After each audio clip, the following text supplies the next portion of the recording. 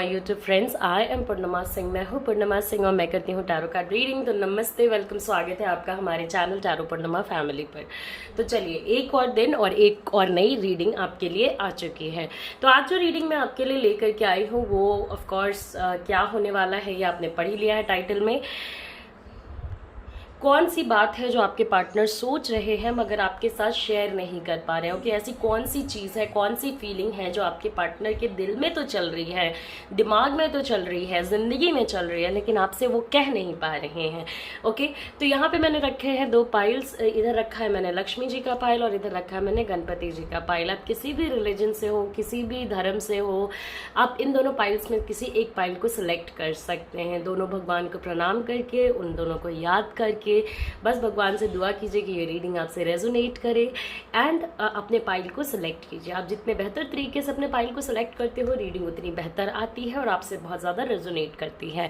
ये personal reading है, so things may और may not resonate with you. तो ज़्यादा टेंशन या इतना सोचने की कोई ज़रूरत नहीं है। डिवाइन टाइमिंग, डिवाइन मैसेजेस आप तक जहाँ से पहुँचने होंगे ज़रूर आप तक पहुँचेंगे। अगर ये आपसे रेजोनेट होता है तो do take some good things from the reading.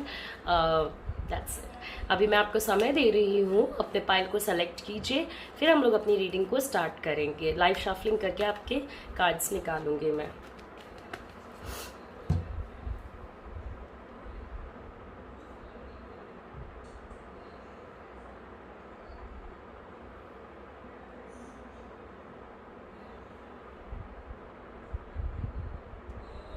Okay, so let's start with Lakshmi माता का पाइल। जय माँ लक्ष्मी। तो हम लोग गणेश जी को कहते हैं कि थोड़ी देर उनको हम लोग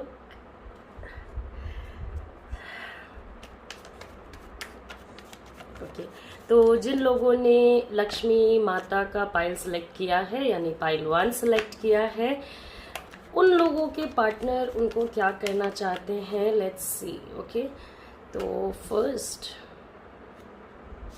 ओके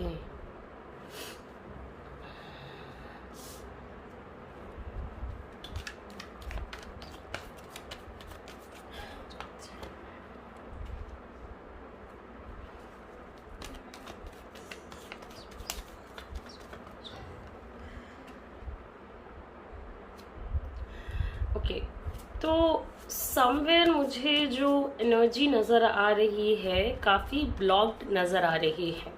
ओके, मतलब ये देखिए, आपके पार्टनर जो हैं वो अपनी पर्सनल ज़िंदगी में, अपने पर्सनल लाइफ में इतने मज़े वगैरह कर रहे हैं कि वो भूल चुके हैं कि उनका रिलेशनशिप जा किस डायरेक्शन में रहा है। ओके, क्या हो रहा है उनके रिलेशनशिप में, उनको क्या करना चाहिए, क्या नहीं करना चाहिए, ये सारी चीज़ें उनके दिमाग से जो है ना वो बैकफुट पे चली गई हैं। ओके, उनको नहीं समझ आ रहा है कि एग्जैक्टली आपके साथ या आपके वाले रिलेशनशिप में इस पर्सन को क्या करना चाहिए। कोई वेडिंग वगैरह की न्यूज़ है जो हो सकता है आपके पार्टनर आपसे शेयर करे हो या आपसे छुपा लिया हो। ओके, एक सक्सेस मुझे उनके गेम में नज़र आ रहा है। कोई चीज़ उन्होंने चाहिए होगी जिसका सक्सेस उन्हें मिला है। ओके, एंड समवेयर अगर आप ये कहते हो ना कि मैम ये पर्सन कहना क्या चाहता है, तो ये पर्सन अभी भी अपने शांति को बरकरार रखने में बिलीव कर रहा है। देखिए, अगर आप मानोगे नहीं कि आप गलत हो या अपने सामने वाले पर्सन को दुख दिया है तो कैसे होगा। उसी तरीके से मैं आपके लिए नहीं कह रही हूँ, मैं कह रही हूँ कि आपके पार्टनर अगर नहीं मानेंगे कि उनके से गलतियाँ हुई हैं या उनने कुछ गलत किया है, तो कैसे सिचुएशंस आप दोनों के बीच में सही होंगे। आपको समझ आ रहा है। ओके, तो आपके पार्टनर का भी अप्रोच क्या है ना कि वो बहुत ज़्यादा खुद तो परेशान रहते हैं, खुद उनके अंदर बहुत सारी चीज़ों को करने की हिम्मत नहीं है। अब जब आप उनसे सवाल पूछने जाओगे किसी भी रिस्पेक्ट में, तो उसका जवाब आपको बहुत नेगेटिव तरीके से मिलेगा, उसका जवाब आपको बहुत गलत तरीके से मिलेगा। ओके, और ये चीज़ आपको उस पर्सन से कनेक्ट करने में बहुत ज़्यादा दुख देगा। एक तरीके से अगर आप देखते हैं ना, तो आपके पर्सन खुद से आगे नहीं बढ़ना चाहते हैं। ओके, ये अपना ईगो, अपना स्टेटस, अपना क्लास सब कुछ मेंटेन रखना चाहते हैं। देखिए, रिश्ता है, रिश्ते में हर कुछ मेंटेन रखना अच्छी बात है, मगर ऐसे ईगो का क्या फ़ायदा जो रिलेशनशिप को कहीं पॉजिटिव डायरेक्शन में ना ले जाए। ओके, सॉरी, लाइट चली गई थी, just a second.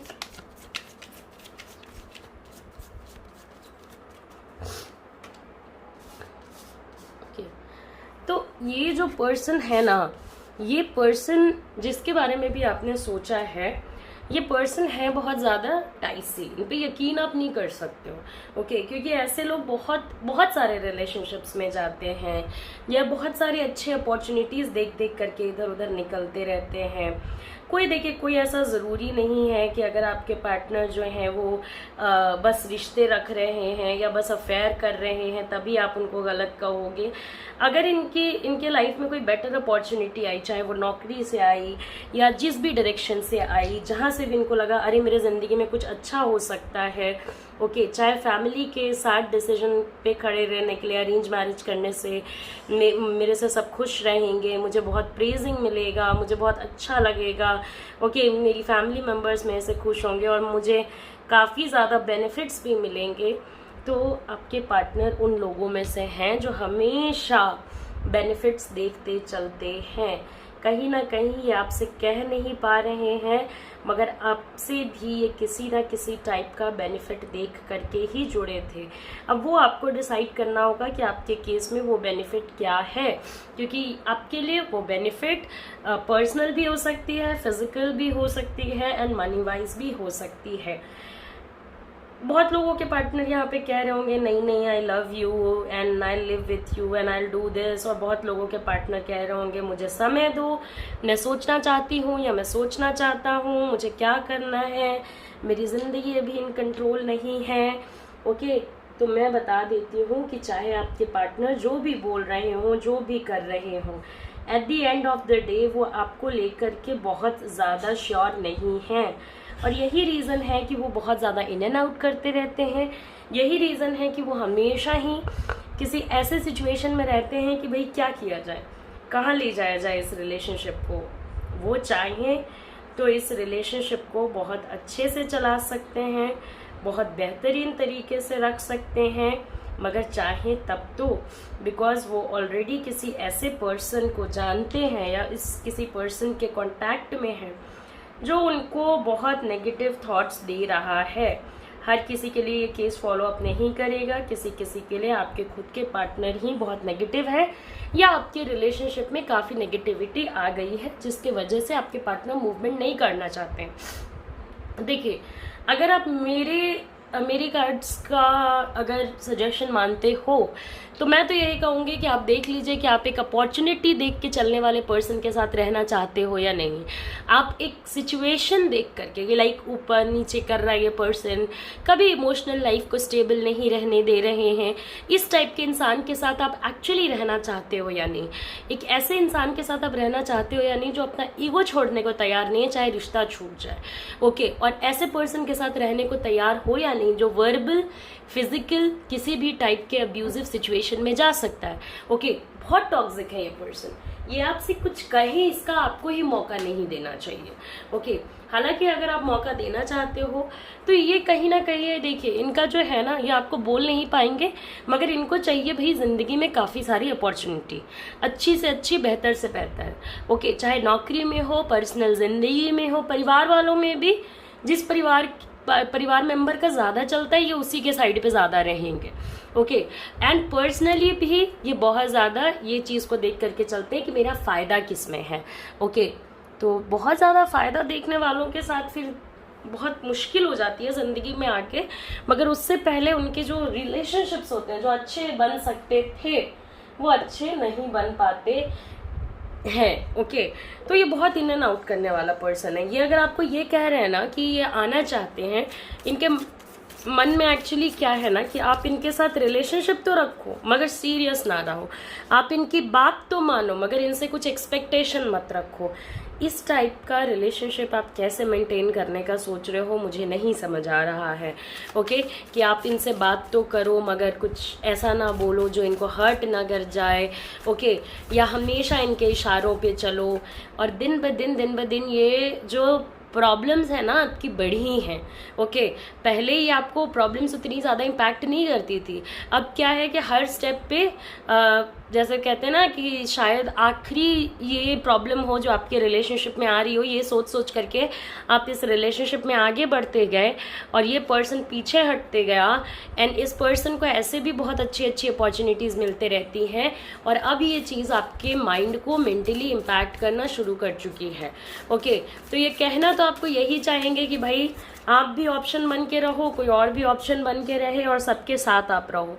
More than one चीज़ें इनके पास होनी चाहिए, एक मेन चीज़ और एक साइड की चीज़। ओके, ये सारी चीज़ों के लिए फॉलो करेगा, अकेले रिलेशनशिप के लिए फॉलो नहीं करेगा।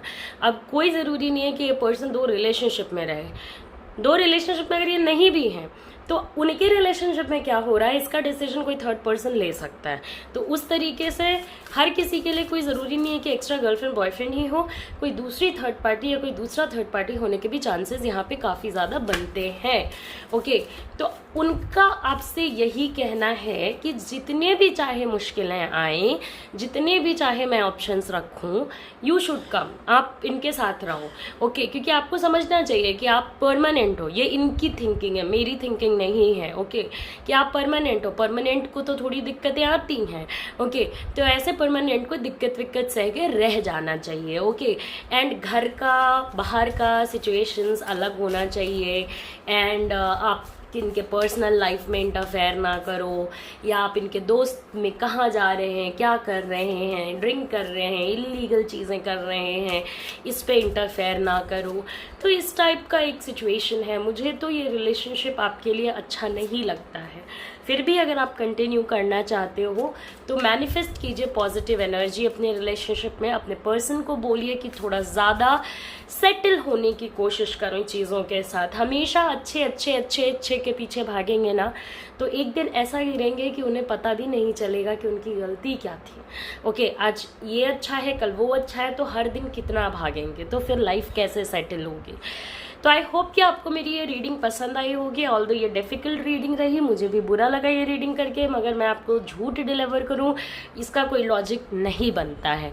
Okay, so this is one thing. And मैं आपको एक और चीज़ बताना चाहूँगी, ये जनरल रीडिंग है, चीज़ें आपसे रेजोनेट हो भी सकती हैं, नहीं भी हो सकती हैं, तो कोई टेंशन नहीं है।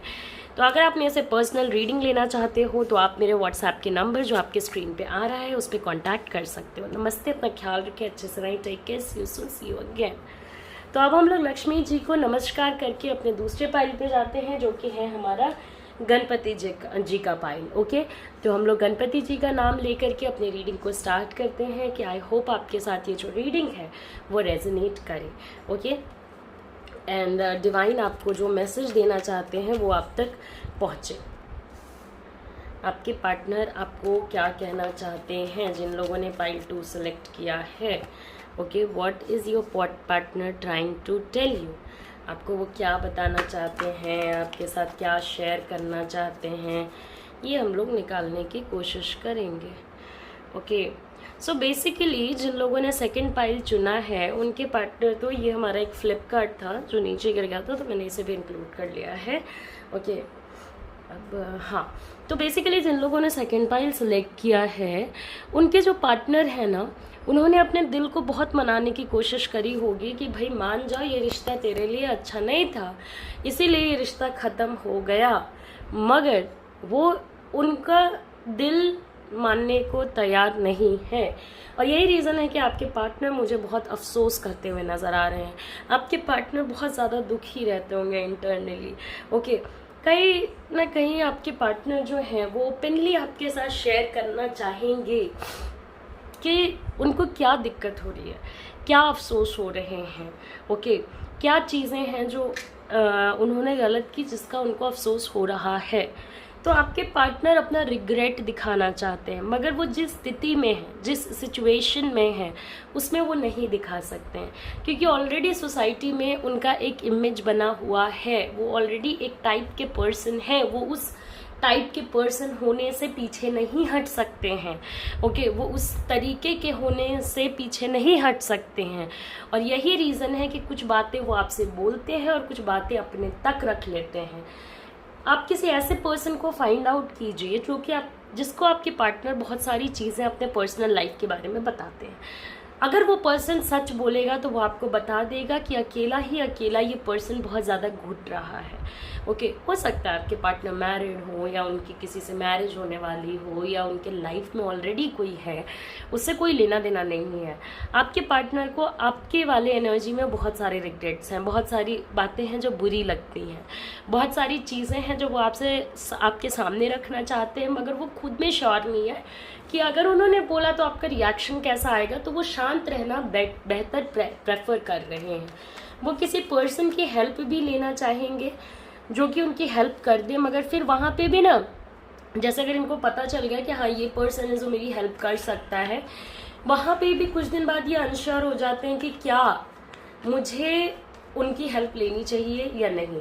और एक चीज़ मैं आपको शेयर करना चाहूँगी, इनकी पर्सनल स्थितियाँ भी ऐसी हैं कि ये आपको अपनी पर्सनल स्थितियों को दिखाना नहीं चाहते हैं।